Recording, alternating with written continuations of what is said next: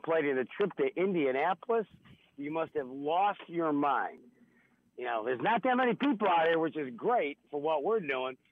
I just had to pull a cop off of a mound because he slipped a little, but do not go out. There's no point. You're going to get killed out here today because it's going to be slippery in about 45 minutes to an hour, and it's not stopping for a while. So don't waste your time, folks. You bring something up. I mean, I'm looking at Indianapolis Boulevard. There's 2 inches of snow on the ground, but people are moving partly because the snow is giving them some grip, and there's really, really very little ice right outside my window. If that were to change in a short period, I mean, it could get considerably worse. Yeah, don't go out. There's no point. I just had 2 surgeons I do work for. They've already canceled surgery. 10 o'clock surgery. They just canceled it. So you think showing up for your paper pushing job or whatever it may be, it's not that important. It'll be there Monday when you get there. It's not worth getting killed over, though. All right, man. Sure. All right, man, Mac. For once, I agree with everything you just said. Baloney, you always do. You just can't admit it because you'd be kicked out of the house. You'd be living in a garage. Talk to you. Bye. Hey, let's take another one, Tony. Keep them moving here. Yeah, we got them lit up fast here. Jack on line 1 here. Jack, what's up, buddy? Jim, I just came up from St. Louis over 57 because I did not want to go through Joliet. 57, you go down to Kankakee, it's spring down there. You get about 5 miles north of Kankakee, and it's winter. So, like he said, it was like 33, 34 degrees down there, and you got a little bit further north, and it got 32, 31. Now, I'm on 80, and it's 28 degrees, which is great. The colder it gets, the better. Just stay cold. I don't want it 32, 31, 33 degrees. Yeah, that's where things melt and then they refreeze as ice. Now it's just coming down and it's staying as snow. But, hey, let's talk about this. If you guys have been watching this on the National Weather Service, it's kind of a narrow band that reaches all the way from Lincoln, Nebraska, all the way to Cleveland, Ohio. But it kind of centered on the bottom of Lake Michigan. It's kind of centered on Chicago. And it reaches maybe 100 miles in either direction or maybe 80 miles.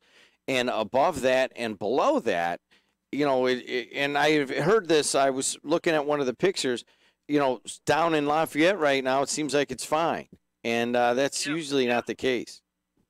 Right. And if it's bad in Lafayette, man, those roads, those hills and those valleys are awful. But, yeah, I got down to Kankakee last night. I had a little bit of wet roads. Got a little bit further down by Chabans, Gilman, all that. Different world, man. Totally different world. All right, man. It was 39 degrees in St. Louis. So you didn't come up I-80. You came up I-57. I came up I-57 to 80, but I did not want to come over 80 all the way from Joliet over. All right, man. Thanks a lot. I'm glad you made it safe. Talk to you. All right, 219-845-1100. We had Vinny waiting here. Vinny, how you doing, man? Hey, Jim, how are you? You were talking about Michael Blandick, and really quick with Jane Byrne. That would happen in 1979. I was living on the east side, and that's when we had the blizzard of '79. And Michael Blandick did not. It was just a disaster, and that's when Jane Byrne won the election. I'm thinking about one a little bit later in like the late '80s. When they had another snowstorm, and I know which one it was, Blandick and Byrne, but then Byrne lost to Washington and partly was again on snow again, if I remember correctly. I remember '79. That was bad. They had snow for weeks, and people couldn't drive on their roads. Right. I want to talk to we're Sandy and I listened to the Blackhawk game last night. And these guys are just, I don't know what's going on. It's just a sad situation. I know how this team has been playing.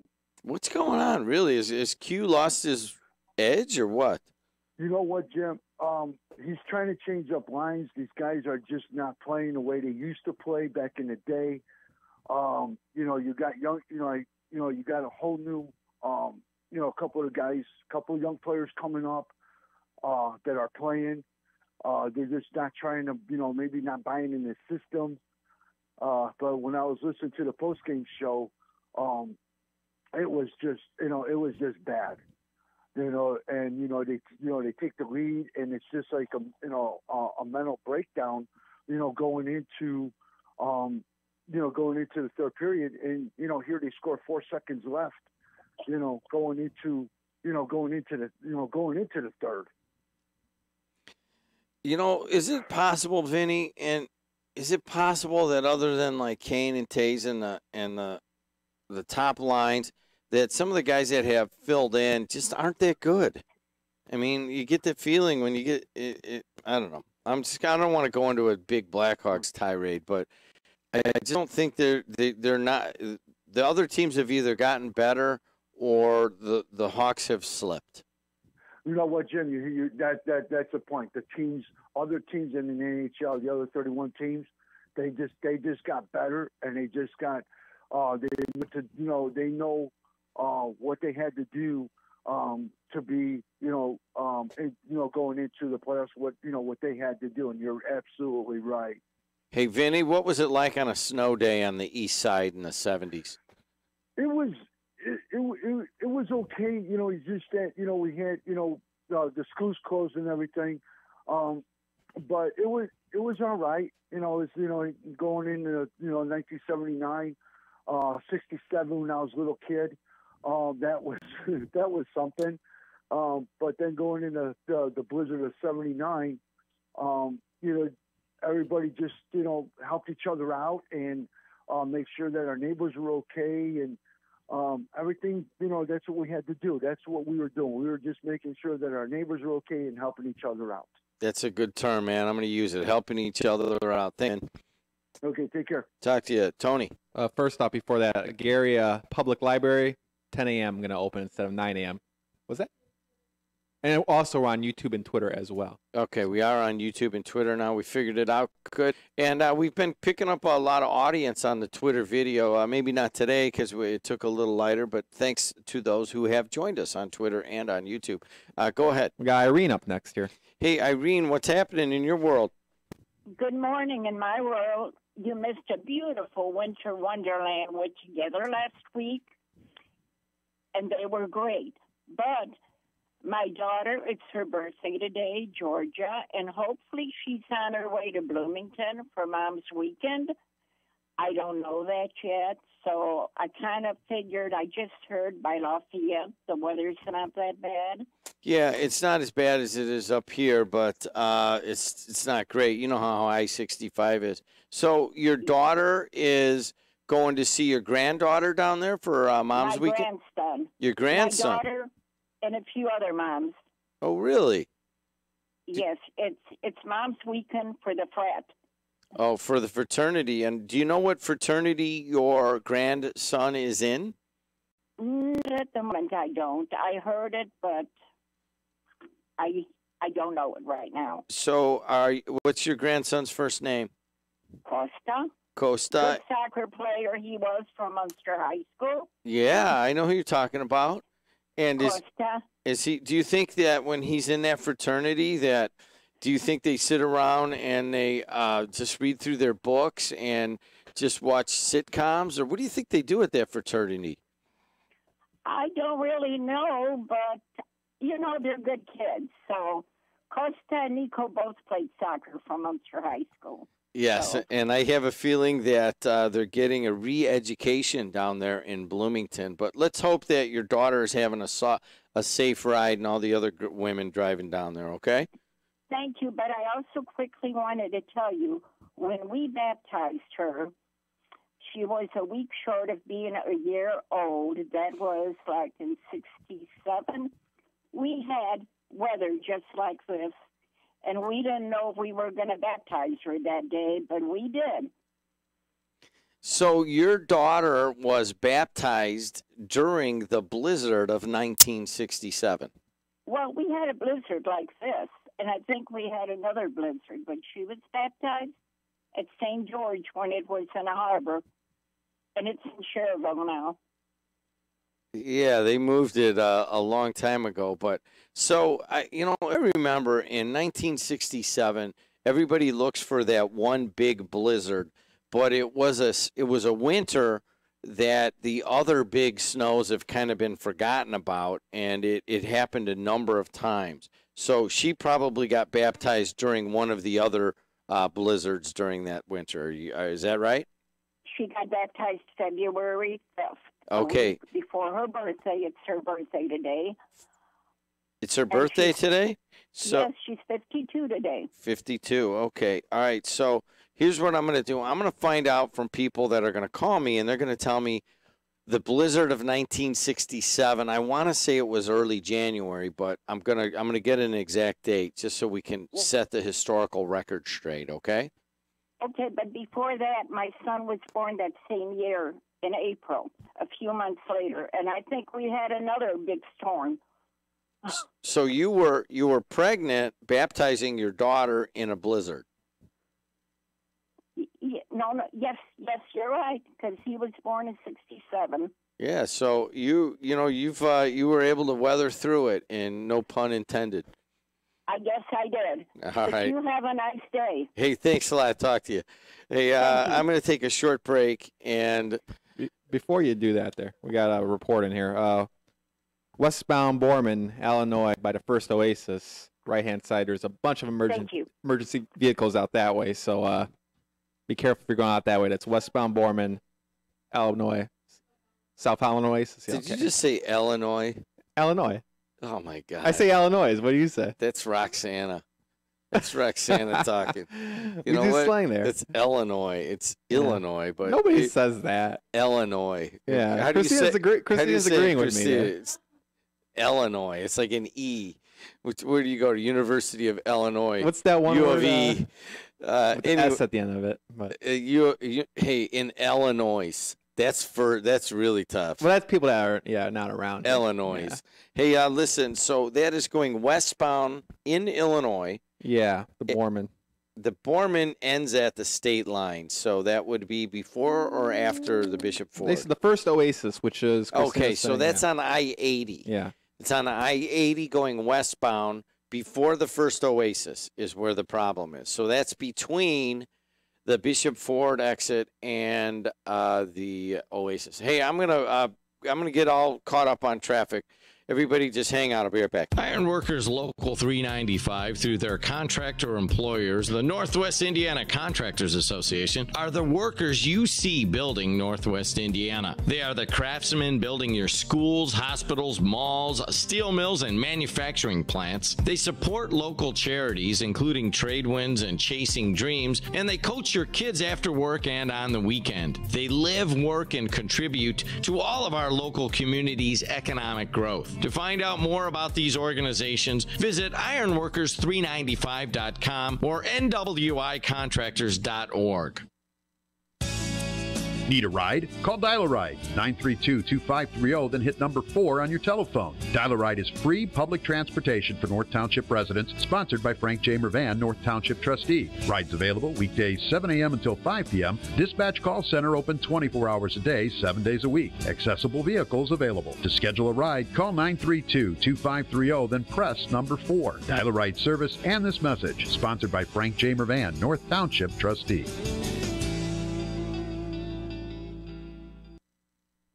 All right, Joshy boy, this Valentine's Day is Mom and I's 50th anniversary. So why don't you tell them all the great stuff we've got for Valentine's Day? You know, Dad, we're doing our greatest promotion of the year at Valentine's Day because anybody who comes in and spends $99, you get chocolate, you get flowers, you get dinner, and you get the jewelry. I mean, I don't know how I do it, but what an amazing deal. I don't know how you do it either, Josh, but let's hope we see everybody at Valentine's Day. Hey, we'll see you this Valentine's Day. Thanks. Bye-bye. Some exclusions apply.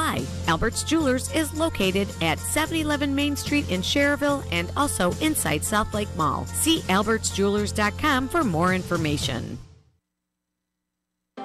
When I received the news that I had cancer, I was terrified. There were so many treatment options. That's why I called Rush Radiosurgery for a second opinion. Rush Radiosurgery in Chicago has a dedicated and caring team of physicians specializing in leading-edge technology to treat my cancer without surgery in less than 5 outpatient visits. If you want a second opinion for your cancer treatment, call Rush Radiosurgery 312-942-4600 or visit their website website, rushradiosurgery.com. 722 in the Calumet region. What time is it? It's time to go to Albert's Jeweler. Shop at Albert's to find that perfect gift for your Valentine. 294 around the city is now open. It's closed for a little while, but it is moving. And it's tough to get there, though, because we just had a big accident going westbound on 80 right before 294, it looks like, between the Bishop Ford and 294. I don't know if you're going to be able to get to 294 right now on 80. But once you get past out there, you get out towards Joliet, it's actually moving along pretty well on 80 going west. 294 is slow all the way up, but moving. Bishop Ford is not moving. It is stop and go. And you heard the guy driving from St. John to downtown. It took him 2 hours. So, knock, knock, who's there? 2 hours. 2 hours who? Knock, knock, who's there? 2 hours. 2 hours who? Big truck just went by. Can you show it real quick? Big truck. 2 big trucks behind me. And Christine's going to show that in just a second, right? Yeah, well, they're gone now. But you're looking at the traffic there. Bishop Ford, stop and go all the way up. Dan Ryan is no, you got a little bit of an area from 95th to 55th where you're actually moving. But other than that, going into Jane Byrne, it's tough.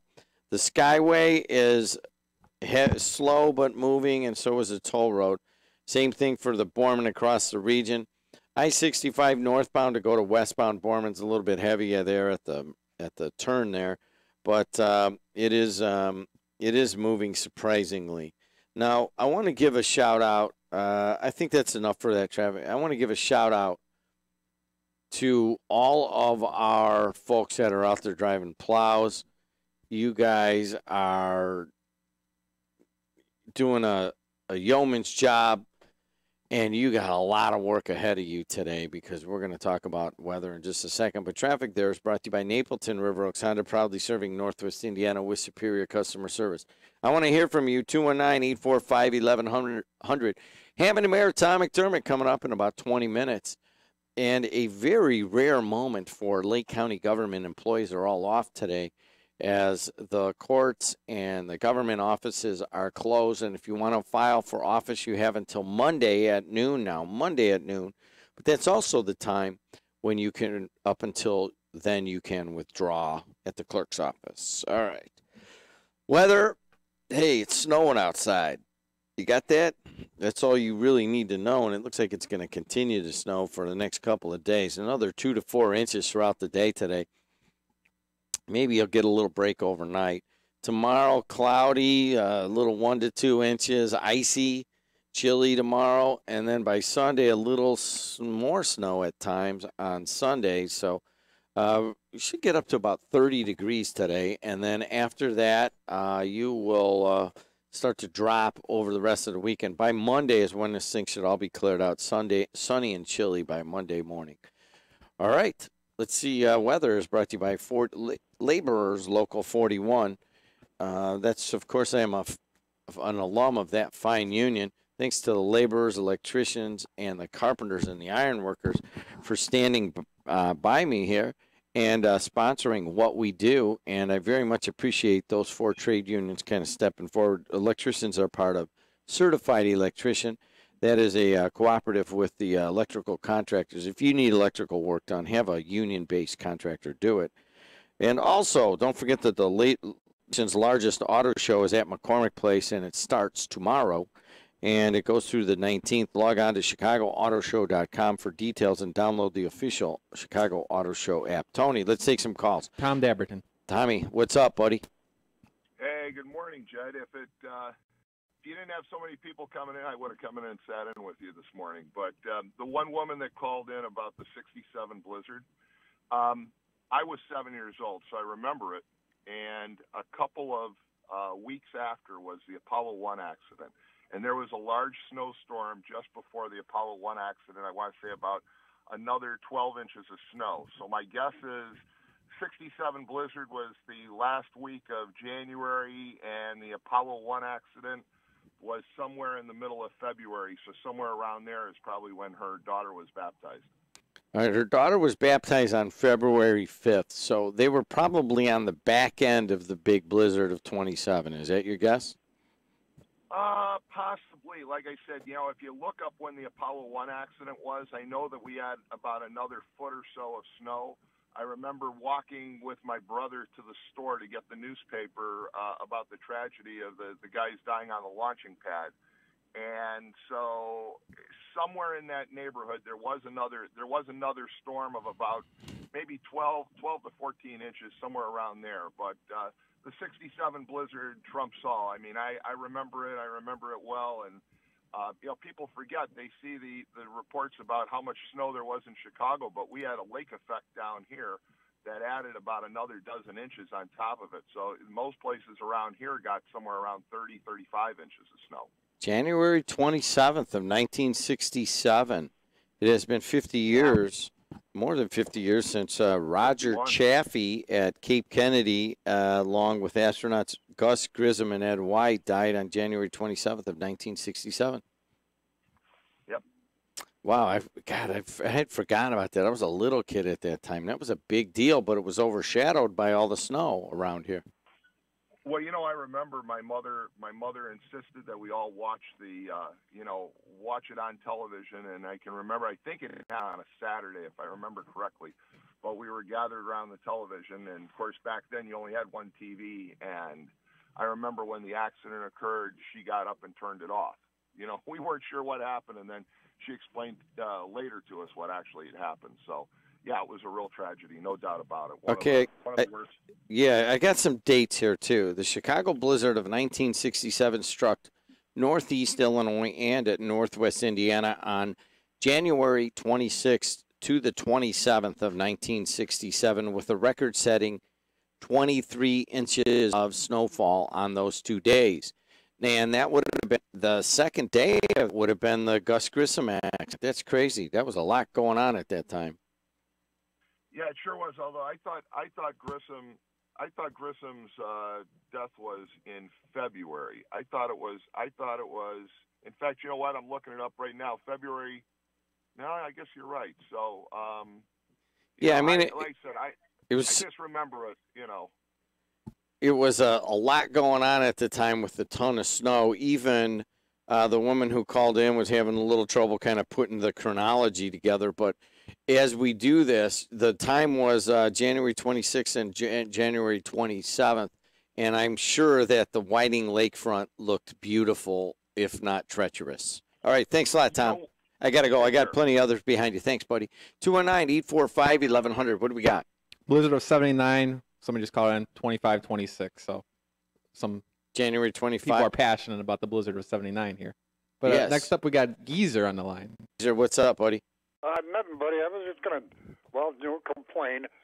But how come, maybe there's a logic behind this, how come the snowplows go down the side streets, like particularly mine? I don't know, probably all of them. And they're going like 40 miles an hour. I mean, it's like splattered all over the place. They go slow, it'll be a lot easier and a lot better. I don't know why they do that. Well, let's think about laws of physics here, Geezer. If they go a little faster, they're able to cover a little bit more ground, huh? They also do a lousy job. What, by going faster? Yeah, and a lot of times they come back and they got the snowplow up. Well, I got to tell you, from having driven a snowplow for a time and driven an end loader, once you get going on those things, and I guess I tend to defend the snowplow drivers of the Calumet region because I know how much work it is. But once you get in that truck and you've been doing it a while, you're pretty confident where you're zipping around. I mean, of course you got people that are going too fast, and I get that part of it. But, you get a good feel of what your truck can do and what your truck can't do, and where the blade needs to be down and when it needs to be up. So what town are you in, Geezer? Oh, Hammond. You're in Hammond. And I got to tell you that the Hammond Streets Department has some very long-time drivers and pretty much have some of the best drivers in the whole state of Indiana. So even though you may think they're going a little too fast because it looks like it outside your door, I'll ask Mayor McDermott to address the speed of his plow truck drivers. Thank you. But for the most part, Geezer, I got to tell you, I know some of these guys. I've seen their work. I work here at JOB, grew up around here all my life. Hammond has some of the best plow truck drivers anywhere. This is like the first year that they're really going like crazy people. All right. Well, I'll let the mayor address that when he comes in, okay? Okay, that's cool. All right, man. Thanks. Talk to you. Bye. It's part of the reason we bring the elected officials in that will come in that have Los Huevos to come on the air and talk to you guys. Let's take another one, Tony. What do we got? Charlie, how you feeling today? It's snowing in Munster. It's snowing in Munster. Yeah. Let's sing a song about it, okay? And it's 80 degrees in Florida. And it's 80 degrees. It is so beautiful in Florida. They're saying it's a great weekend to go to So Florida. when is Johnny and Steve coming back in I there? think they're going to be here in about 10 minutes. What? Huh? No, they're not going to be on the air. Are they going to be on the air? I don't think so. When are they going to be on the air? I don't know. Why don't you set that up? I'm open for anybody coming on the air. I like it. So what are you going to do today, Charlie? Listen to Mr. Galeras. Oh. He's going to be on. Yeah, I don't think so. But you could listen to Hammond and Maritime McDermott. Would you like to do that? Come see, come saw. Would you like to listen to Hammond and Maritime McDermott talk to you in a little bit? Come see, come saw. All right, buddy. Talk to you. Have a good day. All right, guys. I'm going to take a quick final look through some school closings. If you don't know if your school's closed by now, this is more for the nosy people. Nosy, nosy, nosy. Get your nose out of the nosy. Let's take a look here. Aspire Academy. Well, let me go to the top here. Ambassador Christian Andrain, Aspire Charter, Bible Baptist, Bishop Knoll, Calumet Christian, Cal College, Charter Schools, City Baptist, Crown Point Christian, Crown Point Schools, Duneland, Dungarvin, Highland Center, Early Learning Center at George Earl, East Chicago Urban Enterprise Academy, The Crossing, Gary Schools, Gary Lighthouse, Griffith Schools. Gary Public Library is opening at 10 a.m. You know, that's not a bad idea because now the kids got a place to go to read some books. That's a good idea. Hammond Academy of Science and Technology, Haston, downtown Hambone. You know what, Christine, let me get my chair back. I think I'm just going to sit here for a little bit. And I was standing up so that you guys could see on Facebook exactly how beautiful it is here at the Strachan Van Til Studios on the campus of Purdue Northwest. And let's see, where were we? Hammond YMCA closed, Hanover Schools, Hebron, Higher Institute of Arts and Technology, Highland Christian, IUN, Ivy Tech, and CPEC, Gary Laporte, Michigan City and Valpo all closed. Lake Central, Lake Ridge, and Lake Station all closed. LaPorte closed. Lighthouse Prep. Maryville Schools, Boone Township, Michigan City, Montessori, New Vista, Our Lady of Grace, Portage, Precious Moments, PNW. Hey, Sam, come join me, would you please? Come join me. Yeah, come on the air, please. River Forest, EC, Hammond, Hobart, Whiting, Highland, Munster, all closed. And Steel City, St. Cas is closed, St. John Bosco, St. John the Baptist, St. Mary's, and Griffith, St. Paul, St. Thomas, TF North, South, Thea Bowman, Theodore Roosevelt, Gary Roosevelt, Thornridge, Thornton, Thornwood, Tri Creek, Trinity Lutheran, Union Township, Valpo, and Valpo University. I will swing that camera over here. Christine, I'll just come down here by Sam. Michael is our announcer last night on Purdue Northwest basketball. That just because if you want to make God laugh, tell him your plans. I was sitting in class and I started laughing out loud. And the teacher's like, "What are you doing?" She just kind of gave me that look because I looked on my phone and I noticed that the women's basketball game at Purdue Northwest was in double overtime. How'd that go? Of course it was, right? Of all the course nights, it was. with the snow coming. Did PNW wind up winning? The women did. Not the men were in it. They had a halftime lead, and Davenport beat them by 40 the first time. So have a halftime lead against a team that really took it to you first time, and just Torrance Johnson didn't play. He had a leg problem, so that's obviously a big loss for Purdue. That's their leading scorer. Oh, my God. Who played down low? Nobody. Caleb Howard played a little bit. Freshman from Rushville. So man. They played okay. I'll tell you what, they stayed in it for a while, but just the depth of Davenport eventually just kind of warmed down. With about 6 minutes left, it just started to get away. And the final score was, what they lose by? I think 17, but it was more of a 5 to 10 point game the entire way. So I looked, and it was 7:15, and the women were still playing. Yeah. So your men's game was supposed to start at 7. And if you guys know anything about this, Purdue Northwest is kind of split between two locations. One's in Westville, and that is kind of between Michigan City and LaPorte. And Sam and Ryan went out there. I would be the one also going with them to be in on the call there, but of course I was in school. And so what time did you guys get out of Westville last night? It was well past 9 o'clock. It was probably about 9:30, 9:40. Yeah, and typically we're out of there about 8:45, so about an hour later, and then the drive back from Westville last night. Almost an hour. Yeah. Yeah, so these guys, Sam and Ryan, both kind of taking their time getting in this morning and so forth, and I want to thank Tony Ponick and Christina Cortez. I mean, no offense here, Sam or Ryan, but I really didn't notice any drop-off because we have such a deep bench here, unlike Purdue Northwest men's basketball. Good. I'll tell you what, if that's the case, I wouldn't mind doing this a couple times a week, maybe. Sam hasn't learned the nuances of taking naps yet, and so he just wakes up and stays up all day. And I could just see it in his face sometimes. Hey, Sam, what was the drive here just now like?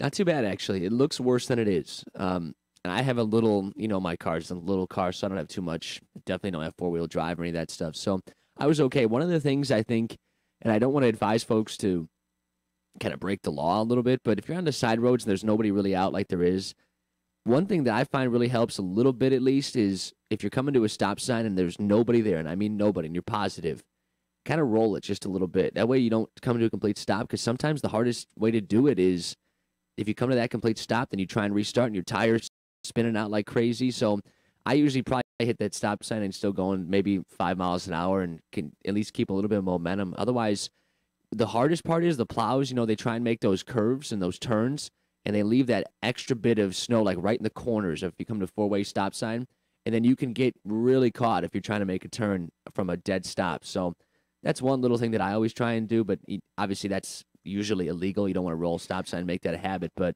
let the record show that is not the official position of WJOB to roll stop signs.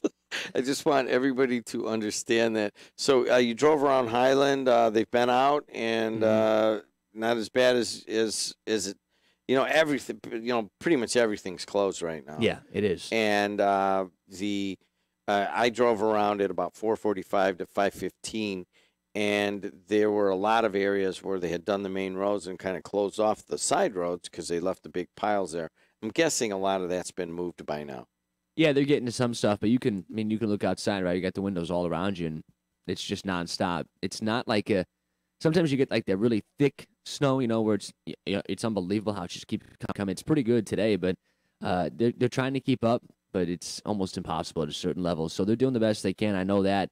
You mentioned you driving a snowplow. My dad did it for 10 years, so I know how it is. And some of these snows, you can have a 36-hour period, and you're out there for 24 of those hours at least. And it's a lot. And sometimes, I heard the caller right when I came in about driving a little bit faster, and you're right about that. That's basically the reason why. You can move a little bit more, and then if you see them come back with their plow up, usually that's because I think they want to come back and then plow back in a certain direction. Also, one thing, I think Mad Max did this yesterday, and I drove past a couple of people doing it, and it's like, what are you doing? I mean, how can people think it's a smart idea to take that snow and either shovel it or snow blow it into the street?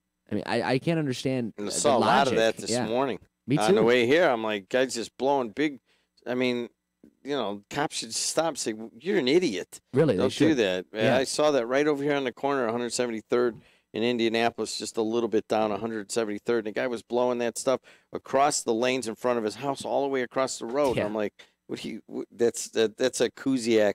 I saw somebody. Kuziak was going nuts about that the other day, and it's one of his pet peeves. Hey, Sam, I'm going to change the subject real quick. I was scheduled to go to East Lansing, Michigan in the morning. I think we're going to not do that to watch Purdue play at Michigan State. But the Big Ten has turned all the way around. We will have Purdue and Michigan State here. And I may be just like the rest of you guys and listening to the game here on WJOB. Big Ten, 4 teams now, really. It's really just a 3-team race, Ohio State, Michigan State, and Purdue. But that surprise win by Ohio State over Purdue was kind of turned the Big Ten upside down. Yeah, it changed everything. And the real interesting thing is this may be – I've been watching IU and the Big Ten, obviously, since about 05-06 was that first year. It was the last year Kelvin Sampson, or it was – I think it might be Mike Davis, and kind of right before Kelvin took over, and then obviously all the sanctions and stuff. So I've been watching for a while now, and of all these years, this has got to be the worst the Big Ten has ever been that I've seen from top to bottom. Those top 3 you mentioned are just far and above everybody else, and nobody has a chance to win the Big Ten besides them. And really, if you think about the tournament as far as March Madness is concerned, I mean, who's going to make it besides those 3? You might have a Big Ten, which for years. I think those 3 plus Michigan. And then I was reading the ESPN blogs yesterday. They're making a case for Nebraska. Maybe Nebraska, and I guess Minnesota is hanging on by a thread. Minnesota's out. They lost 5 in a row. Yeah.